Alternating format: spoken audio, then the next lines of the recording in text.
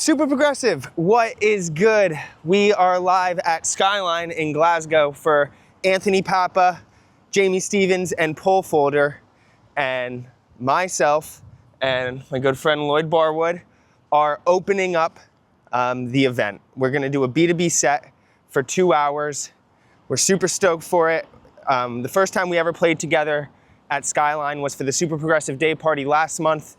Obviously, we've been doing the Super Progressive day parties down in London, but this is just another chapter on our journey. It should be a good one. It is, mate, and I am over the moon to be here for my first Sunday Skyline event, back to back with Will. The content will be going out, and I am buzzing for it. Let's go. Yeah. And honestly, like, the momentum, we just both feel the momentum for both Super Progressive and Lloyd from Balance, and I think this is my first event, at least, back from Balance. Yep. You kind of have to took a weekend off last weekend, 2 weekends off maybe, just to kind of get reacclimated. That was like almost numbing how much fun that was. It was, mate. It not only are we seeing all of our DJ heroes, but you're in flow work-wise. Like, shit absolutely popped off for you. It did, Chain of Thoughts was being played by everyone. You know, for me, it's just been so nice to see all the really positive reactions to all the recap videos.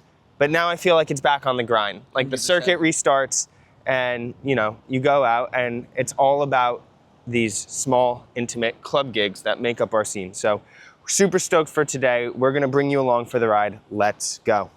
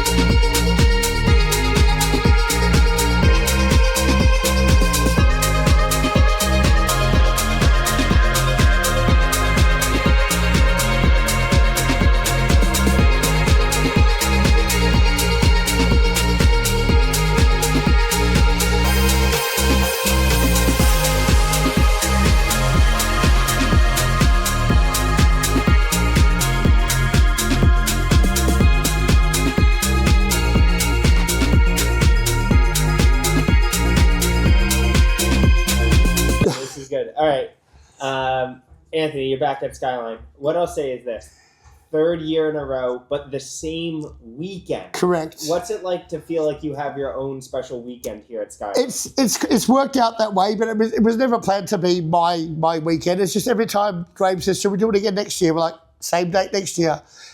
It's a good weekend because it's a bank holiday in the UK. So I think that's always good for a Sunday because some people have the Monday off as well. So people from England can travel up here and obviously they have a good time and they don't have to go to work tomorrow.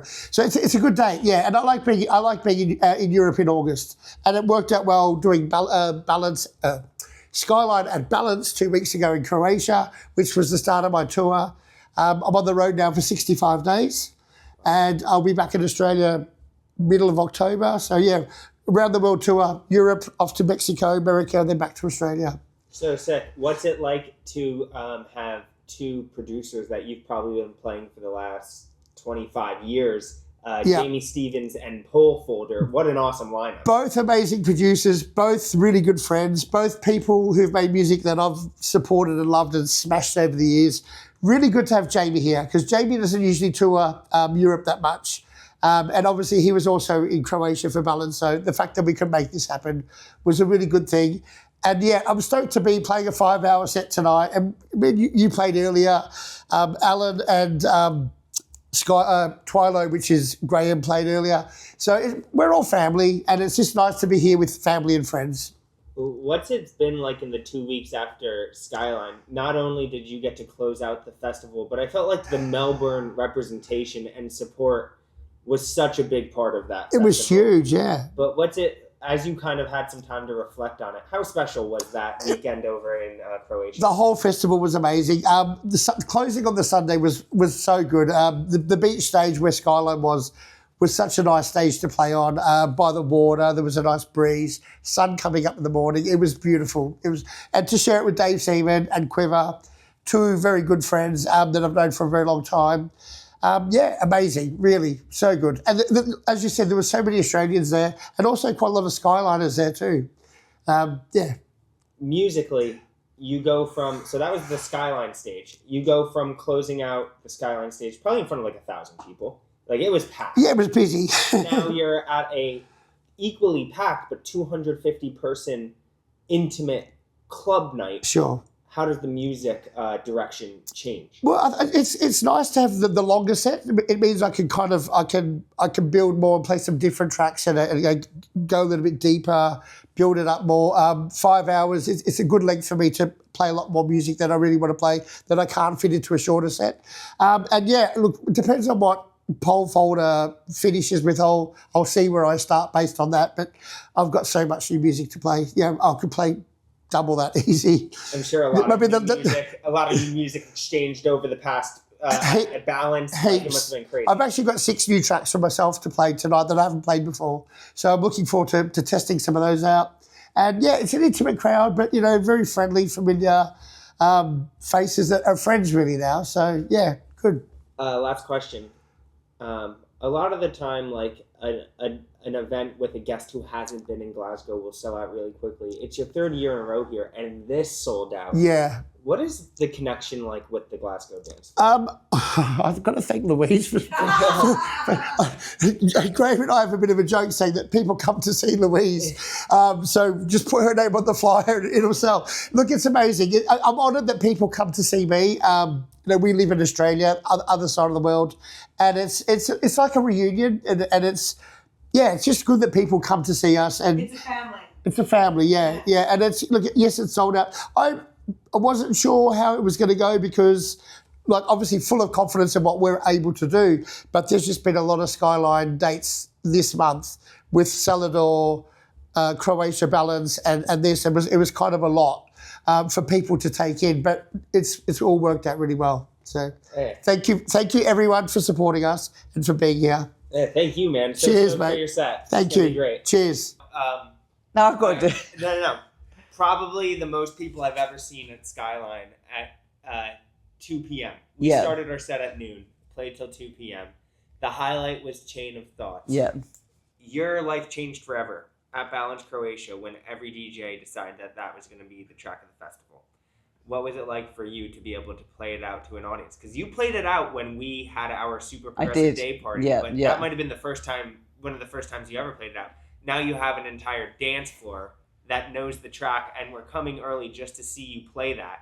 What was it like? It was, pretty incredible. Because since Balance Festival, obviously things are very different. Because the amount of people that have come up to me today when I was playing a warm-up set saying, please play your record. And it's a record that I made not even to be played as a warm-up record. Like, we were playing a warm-up set, but I was like, all these people have come to watch us play early so that I could play that record out, which they've heard Sasha play, Danny Howell's playing, like, these amazing, incredible artists. So to be able to then play it myself to these people who've been listening to it online and see the reaction live was, I think it will live with me for a very long time.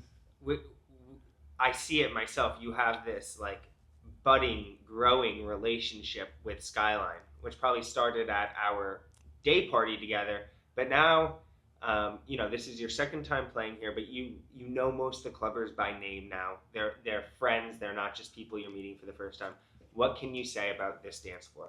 There is no dance floor like it. I'm still very early in my career, and I've played some great gigs so far, but Skyline is it just feels different. When you come up here, when we came up to Glasgow for the Super Progressive Day party, it was the first time ever that I've been to Scotland. And I felt like I've been welcomed with open arms. People have been so just so kind and thoughtful and supportive of me. Like since that gig, those people have been supporting my journey ever since. And then they've seen Sasha play my music, and since then they've been even more supportive, and they've turned up early, even before they could even check in to the hotel. They turned up, left their bags in the reception just so they can come and support and be there for me. It's like, yeah, it's quite surreal if I'm honest. It's awesome, man. I had so much fun doing that with you, and yeah, just keep freaking grinding, keep pumping out the great tracks, and I'm sure be interviewing here in only just a few months from now for the next Skyline gig up here. But Fingers crossed. Cheers, Will. All right, Jamie, 2 weeks after Balance, and we're back again. We are. This time we're at Skyline. You've been up there. Thank you so much for supporting me and Lloyd's opening set, but are you stoked? I am really stoked, yeah. It's the first time in Scotland, so very, very cool. And everyone upstairs is so lovely. And your set was great. You and Lloyd were really cool. It was, really good energy. I really enjoyed it. I appreciate it. It's a cool vibe up there, right? It With is. Like the It open, is. you get the view of the city, but it really comes down to the clubbers. That's they are right. so passionate, and They are. I don't know anyone else who would show up at noon. You go on at like 4 yeah. to 7. Yeah. Then Pole Folder 7 to 9, and then Anthony 9 to 1. There's some people that are going to be up there for 13 hours. And they're all for it. It's right. crazy. Right, yeah. And straight away, there are people already kind of near my music, sitting down, chatting with them, and there's a real kind of good, good energy about it. Just people just there, really enthusiastic, there for the music. So, but the vista and everything is just like a nice, unique environment. Don't know many clubs where you'd go on a Sunday afternoon and have that kind of situation. It's great. So talk us through kind of like what you're thinking mindset-wise, track selection-wise for the set tonight, because you're coming from Balance Festival Croatia, where you had this kind of not sunset set, but daytime into evening set, but with 1,000 people in the audience. Yes. Now we're playing an intimate 250-person room. The same passion's there, but what can you tell us about how kind of your process for music selection changes a little bit? Okay, so it was majorly influenced by what Graham told me. Graham basically said, don't think of it as an afternoon set because the Scots just want to go. So he said, think about this as being your headline set and think about just going straight in, because by that stage, there would have been, you, Andy playing, and just there's already been kind of 4 hours before, so don't think about it as like a warm-up kind of thing. So go straight in there. So, so here I'm probably going to go a bit heavier than what I did at Balance. And the fact I've got 3 hours, I get to kind of explore some different genres, and I kind of made up special edits of things. The first time here, I kind of, after what Graham told me, to just absolutely just tear it. So just from that advice, I've just gone, okay, let's just go for it. And, the energy, that the people are going to be into it. They're not going to be, oh, this is a bit heavy. So I'm just going to trust him with that. And, just kind of really bring a lot of groove and atmosphere and just kind of do my thing, really. Yeah. Nice. Yeah. I'm super stoked for it. Like the pairing of you, Pole Folder, I know. such like a unique person for me to see. I've never seen him before, and that list is like starting to get smaller and smaller of people I've never seen before. Yeah. Pole Folder, I'm like so stoked. And Anthony, obviously, Anthony's played here 3 years in a row. It's on the same date. Yeah. But it's like a really well-rounded out set. But so today's going to be amazing. I'm going to share a bunch of clips from your set in this recap video. But there is a huge announcement that we didn't touch on in Balance Croatia that we're speaking about now. And that is my album. Yes. A studio album from Jamie Stevens. Can you tell us some details, like the key details about it before I ask you some questions? Sure. So, it's my first album on my own outside of Infusion. It was something that, just the idea of doing an album was something that I'd thought about for a really long time. And I've got notebooks full of ideas of what I wanted to kind of do over the years, but nothing seemed to gel. Nothing kind of really stuck with me until I started working with Music to Die For and started doing some singles where they were kind of atmospheric, breakbeaty, cinematic sort of tracks. And from that conversation, we kind of talked about potentially doing an album of this kind of sound and kind of all the kind of connections in between, really. So yeah, I kind of spent just over a year making these tracks, and for me, it was relatively quickly putting together like 14 tracks, I think, amongst all the other remixes and stuff I was doing as well, because I think I had like a good concept and a good kind of foundation of what I wanted to kind of explore. So yeah, it's an album full of very kind of cinematic, emotional music that tells a lot of stories, and that's kind of really what I wanted to do, kind of capture the essence of albums that I grew up with, you know, where you could actually sit down and just sink into, you know. Maybe not so much in terms of their influence on your sound, but what sort of albums did you grow up with that you would sit down and be like, wow, this is what I grew up with? Well, the two things. First of all, my love of soundtracks was number one. When I was a kid, the first thing I used to listen to was soundtracks from my love of Star Wars. So I found soundtracks for everything. So for me, soundtracks were telling stories without words. You know, you could go on these journeys. The music took you somewhere. So for me, instrumental music was everything to me for a long, long time until my teens, when I discovered like Depeche Mode and New Order and The Cure, stuff like that. So first of all, the soundtracks. And then I got into Jean-Michel Jarre. And for me, he was like number one. So I come from a visual arts background. I used to do a lot of drawing and painting, and so I used to sit in my room with a cassette player, and I had Jean-Michel Jarre's Oxygen on one side and Equinox on the other. I had that just playing back and forth for hours and hours and hours, and they're seamless, beautiful albums, and they're albums that they tell beautiful stories that you can kind of fill in the gaps with your mind. I think I loved being in my imagination. I loved, you know, science fiction films and, you know, anything that really kind of triggered my imagination. So that was a way of really engaging that musically. Yeah. So those two albums were huge for me, really. And then getting into, you know, later on, it was like, God, Pet Shop Boys. I really love Pet Shop Boys. They were really cool. Cocteau Twins, discovering This Mortal Coil, the 4AD label. I'm not sure if you know that label, like kind of that really ethereal, ephemeral sound. The Cure, you know, Disintegration's an amazing album. Violator, like one of the best albums of all time.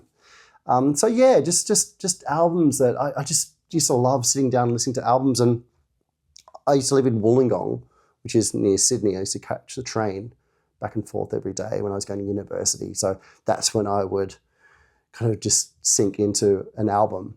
So either my Discman or a cassette player, a little Walkman. And I'd sit on the train just listening to music all the time and just kind of taking in, you know, the vista as I'm kind of on the train. And so yeah, a really, really big part of growing up was listening to an album rather than individual tracks. So so albums really, really resonate with me. So I wanted to make one that's really special. It's cool to hear about the influence of score and soundtrack just in your musical journey. Remember, I did an interview with Jody Barr about a year ago, but he says when he's searching for inspiration, a lot of the time what he'll do is create a score for the moving image, which is put on a piece of maybe not just like film, but video without any volume on, and create a score that captures the drama of whatever he's seeing. Yeah. It's really cool how this inspiration behind film and the relationship between moving images and sound kind of stays with you throughout your whole journey. Yeah, absolutely. I mean, it's a really powerful combination You know, it's so rich. There's so many things to explore with that. So I guess it's one of those things that doesn't really have a use-by date. You know, that kind of once it becomes part of you, particularly as a music producer, music maker, that's something that I think is intrinsically part of you. I think you're always going to have that connection if that's something you kind of grew up with or something. And actually, recently, I don't know if you know, but recently, late night music, you know, James Beetham got all these artists together to rescore 2001. Oh yeah, this was really cool. Yeah, they screened at ADE. And so I rescored that Stargate scene where he goes through that whole journey, that really kind of psychedelic journey. So I rescored that. And making music to an image, like that, directly to an image, is a really, really beautiful experience. Because you're almost kind of like, there's part of you kind of leave behind because you're serving the image. So you kind of think about the music differently. You're enhancing what's there. But when you take away the image and you listen to the music on its own, there's something really special that you would not have made on your own. And I love those sorts of things where you kind of get inspired by something, doing something in a particular way that you, in a process that you wouldn't have otherwise explored. So that's, I really like doing that. I would love to do more, but it's a tough industry to get into. How do you balance when you're producing this album?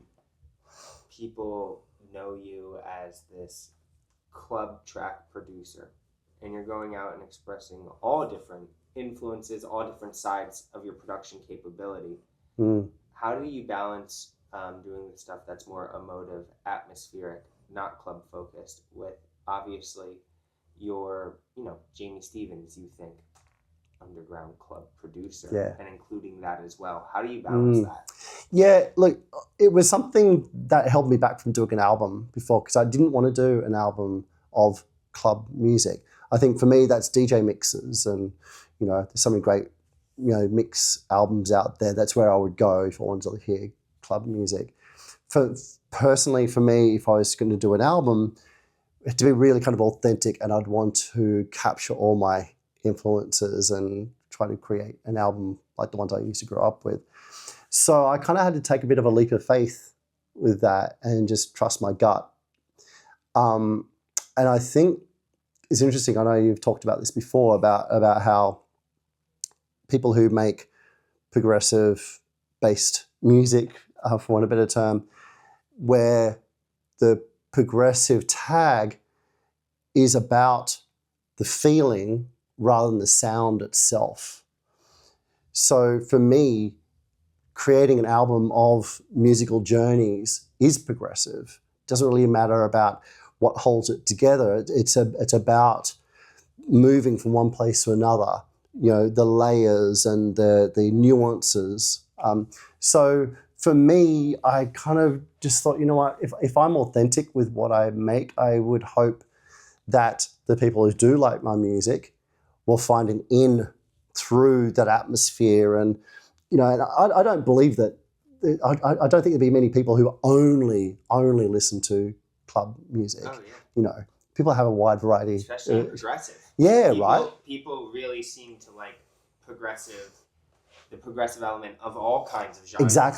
Exactly. A lot of them would say like Dark Side of the Moon or The Cure is right. like their favorite album because of the progressive nature to it. That's right.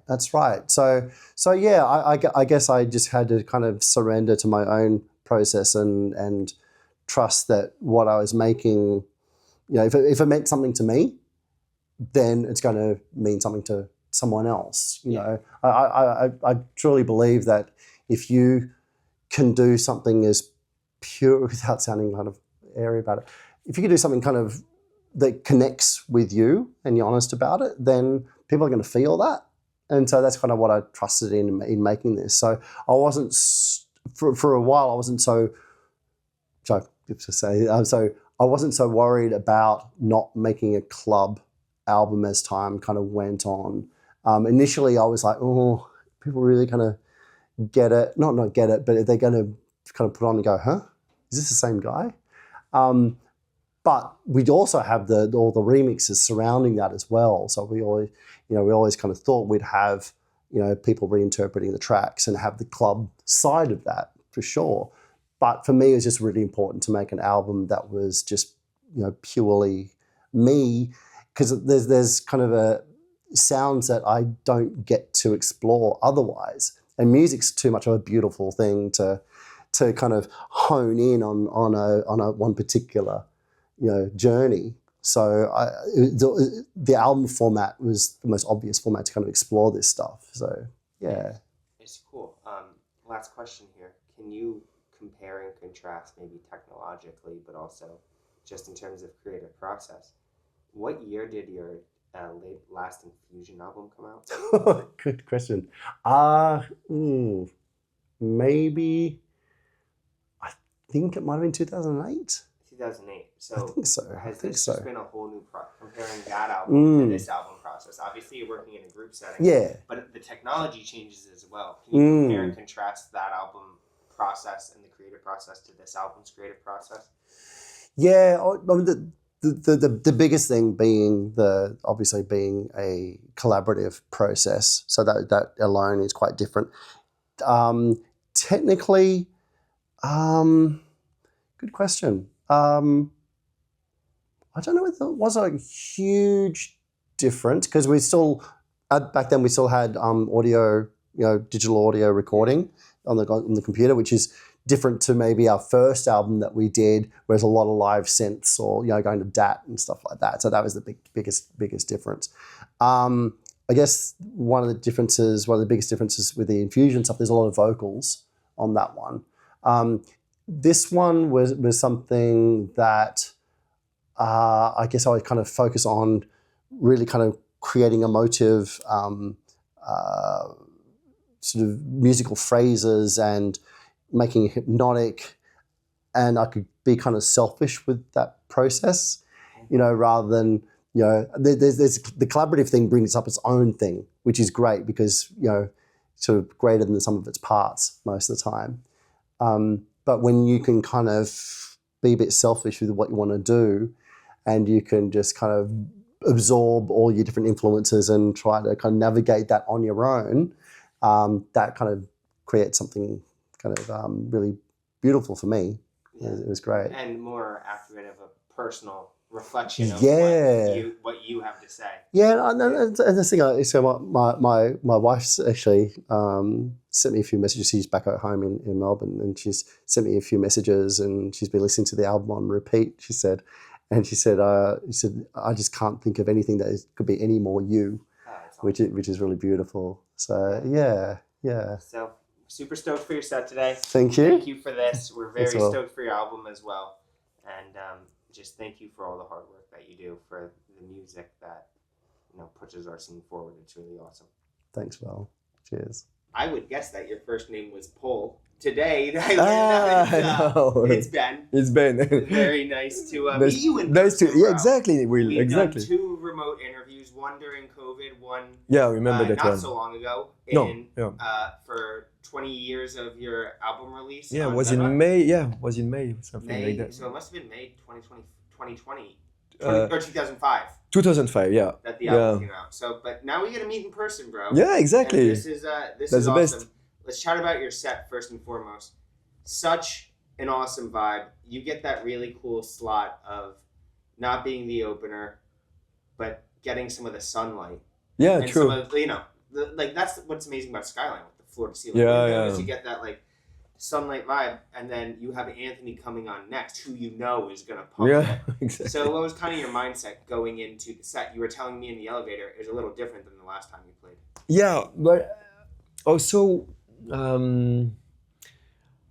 you could feel that in that place people love the energy. So you're gonna need to play something which gonna make the people dance and something strong. So of course I'm sure they know we were speaking about deep stuff and more beginning of party tracks. They know those tracks. They know the style. But here you can feel they want to get the energy. So at the same time I was playing before Anthony, but I knew that if I'm playing too slow or too quiet, it's not like Woodstock with Hernan where you're on the beach, it's super quiet. Middle of the afternoon with the seagulls and the palm tree, it's the sand, the ocean is different. Here, you need to give the energy to the audience. So I had that in mind, but at the same time, I want to create some kind of a climax with melodies, with breaks, or be faithful to my to the style I love. Otherwise, there is no point to play. I need to be true. So, but with energy. So more energy than maybe an opening set for Hernan or that kind of show. So It's this Glasgow crowd. I mean, Yeah, exactly. One thing is like you have Jamie playing for 3 hours before you. yeah, what I heard was great. Everyone's ready to go, but also there's something in the nature of the clubbers here. Yeah. Things are harder. Yeah, exactly. They go harder Yeah. up here. No. It's like that. I think it's that like infectious energy that makes this party so awesome on a Sunday because you don't expect to walk up there, let's say 5, 6, 7 p.m. And Yeah. people are going crazy. Yeah, exactly. It's awesome. So another question, just as you are one of the most revered producers in our scene, what's it like? What can you tell us about like this lineup where you have Jamie Stevens, who's a great DJ, but is probably one of one of the most prolific producers Yeah, definitely. in terms of releasing music in our scene. Yeah. And then you have Anthony, who in my opinion is kind of this dying breed of truly being a DJ True. before a producer. But it's a pretty cool lineup that they put together today. Indeed, and they always come with crazy lineup. I mean, for me, when we watch the lineup on internet, it's like, what? This is festival lineup. It's crazy, you know. People are so. I mean, I've got promoters jealous of this. They're gonna bring Nick Warren and Hernan Cateno the same day with us. Good over DJs on top. It's not like one unknown DJ. No, it's gonna be 4 famous people. I mean, in the scene. But today for me, I know that Anthony is super technical, like you said. He's a real DJ. I mean, he won DMC championship back in the days, and when I'm watching him playing, it's like a lesson, you know. He can do stuff I can't do, you know. It's not in my DNA.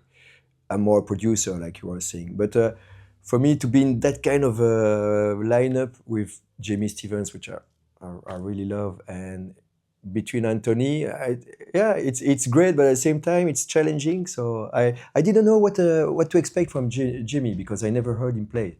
So and when I arrived, he was delivering the right energy. So and he was right. He was right. So for me, and I don't think that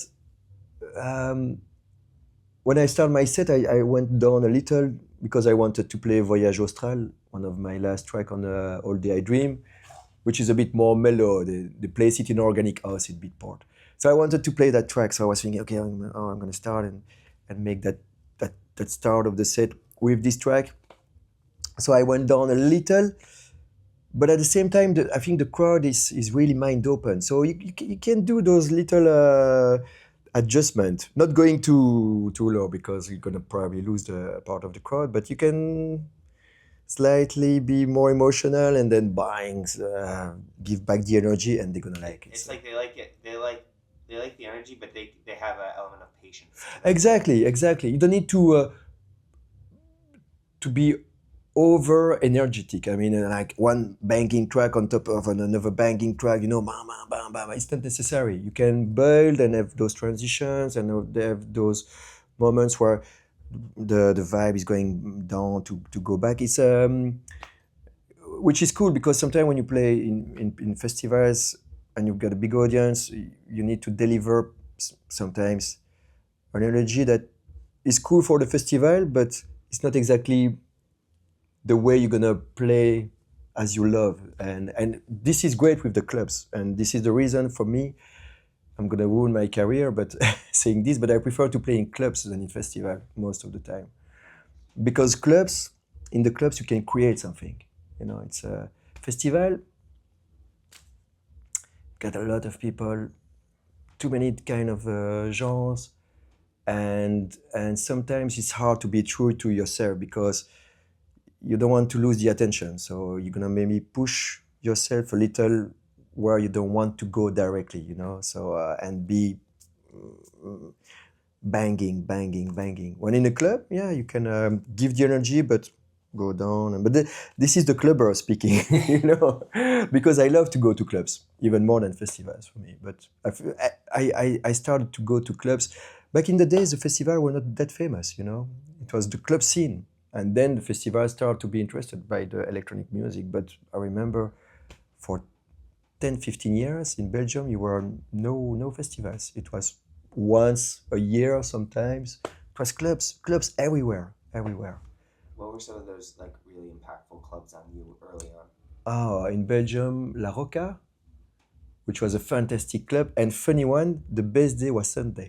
Oh, nice. Yeah, because then you've got a very special crowd. You know, the people who really want to go for the music. You know, and they took a day off, or they're gonna try to work the day after in a very bad state. But they're gonna do it with the passion is the engine. And then you had the extreme.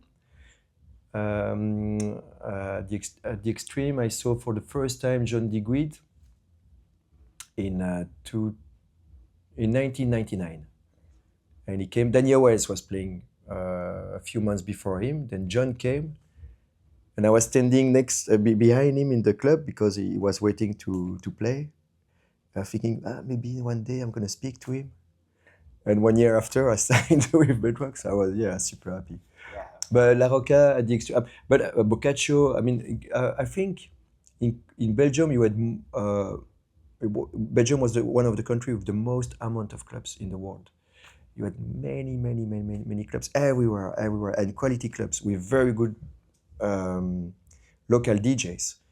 And we barely had international DJs. It was just the local scene and talented guys. And so to go to those clubs, it was very. It was a source of creativity, a lot. We were going to clubs, sometimes with our CD or DAT, and we were asking to the DJ, hey, can you play that track? And then we were listening to the track. Okay, then coming back to the studio, we need to do that kind of changes, you know. That was amazing. It's hard to do this now with the clubs in Belgium because most of the clubs closed, and now the festivals took over. So I hope that one day we're gonna put back that balance, you know, with many clubs, not too expensive, where the people can go, don't think too much about the money for the entrance, for the drinks, you know, so you get the young crowd. But right now is the festivals with expensive ticketing and drinks, and I'm like, what? This is a Yeah, what is this? yeah. So in our initial interview, I have two more questions for you, but in our initial interview, you shared one of the all-time funniest stories ever shared on the podcast, which was the first time you met John Digweed, Yeah. I believe. And I was just wondering if we can talk about, like, you can just reshare that again. 'Cause we talked so early in my journey, and now so many more people are tuning in. Maybe they're not going back to the old podcast episodes, but this story always stayed with me, partially because it's about one of the, in my opinion, most iconic tracks. It was related to Apollo Vibes and how you met John for the first time and his funny reaction that kind of captures his sense of humor. Yeah. But can you share what happened again? Yeah, after, so CP gave the track to John, and a few days after he sent a fax. We were still with fax at the time, saying I like Apollo Vibes, and there were 4 tracks on. There were 4 tracks on the album and on the CD, and then he sent back a second fax saying, "I'm gonna sign all the tracks." Just Apollo Vibe was released. The other tracks were not released, but one was on the compilation of I don't know if you saw recently. He put a message on his Instagram account because DJ Taylor passed away, and DJ Taylor used one of the track on his compilation back in 2000 something. I feel like United States of Trance. Do you remember what compilation that was? Synesthesia or something like that. He used a track called Night Driver, and then we thought, okay, we need to meet John, and we went to I think it was The Heaven, not yeah, the Heaven. I'm quite sure. And you had the bedrock parties over there, and we were a massive fan of the bedrock parties because the sound was unbelievable. Especially at that time when you didn't have internet, you know. So if you wanted to listen to those tracks, you had to go there to the clubs because you couldn't discover the music on a different way. So if you want, and John was very avant-garde. So if you wanted to listen things that you'd never heard in your life, you had to go there. So many of my friends were taking the train to go to London to the bedrock parties. So we went there and we went to the. He was in the DJ booth, and then he went downstairs. He was not playing yet. It was Moonface. Moonface was doing the warm up. We are in the stairs, and I'm starting to talk to him, and I say, "Hey, you want to sign some of our tracks?" And he said, "No, I don't want to sign any of your tracks." I was thinking, shit, nightmare, you know. And I was seeing myself jumping in the river in London, you know, with a rock. And the funny thing, there was some journalists from DJ Mag that night in the club, and they did an interview and a long article about John DeGuit, and you've got they made a picture, I didn't know it, when I'm speaking to John, so I'm just in front of him, and I think you can see in my face that I'm like, what? It was funny to see that picture after, and but then he said, no, it's a joke. So I said, okay, well, very bad joke, because for a few seconds I thought, okay, we imagined something. So, and most of my friends at that time were saying, to sign on bedrock is like something you can't do this. It's too complicated.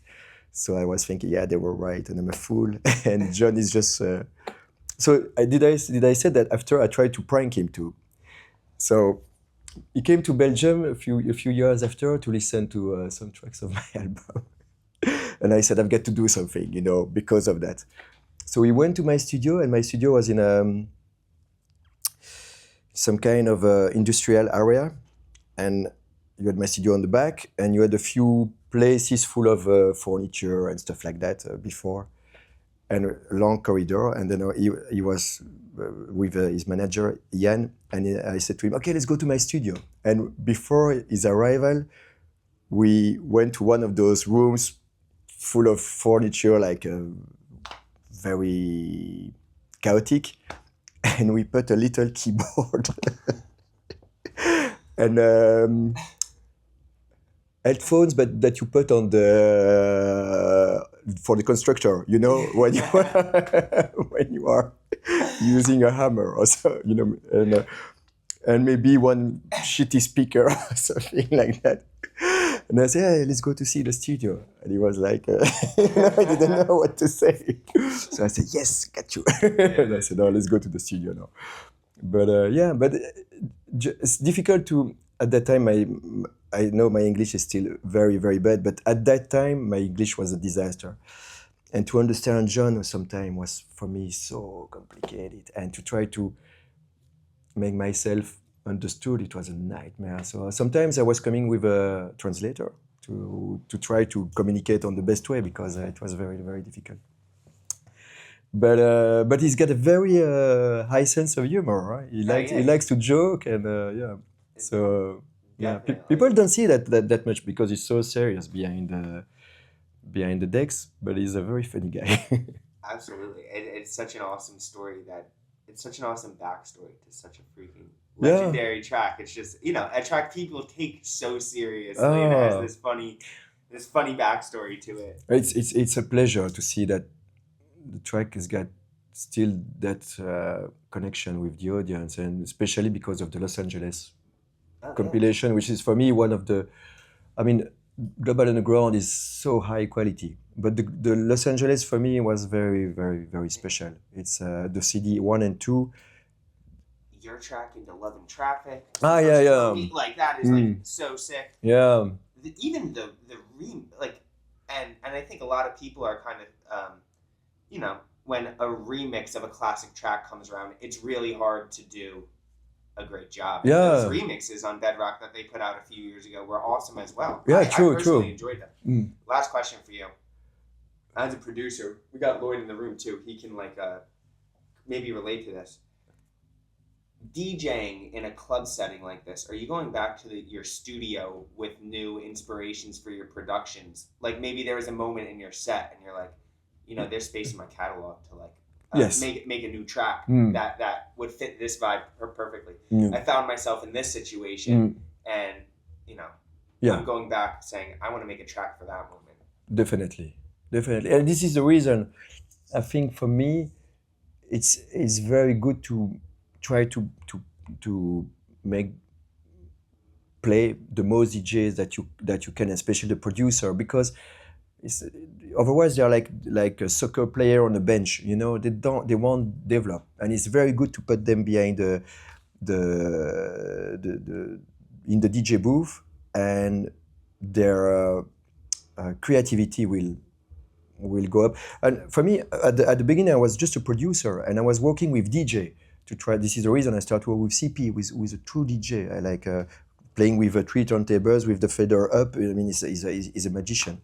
But I was a clubber, but I didn't have that experience of being in front of the crowd and trying to create something. So I was relying on DJs.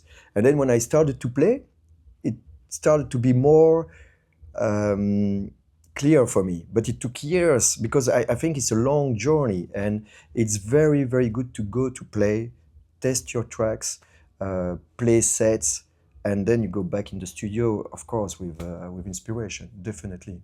This is the reason I think it's good to push, to do as much events as you can and push the DJs, the producer to go to play, and because they're gonna evolve on the right way. So yeah, it's necessary. It's been awesome to meet you today. Thank you for your time, man. It's a pleasure. It's been great. And I'm very happy to be on your podcast. So I follow it all the time. It's very, very good for the scene. So Yeah, thank you, man. thank you. Thanks a lot. That was awesome. That was so good.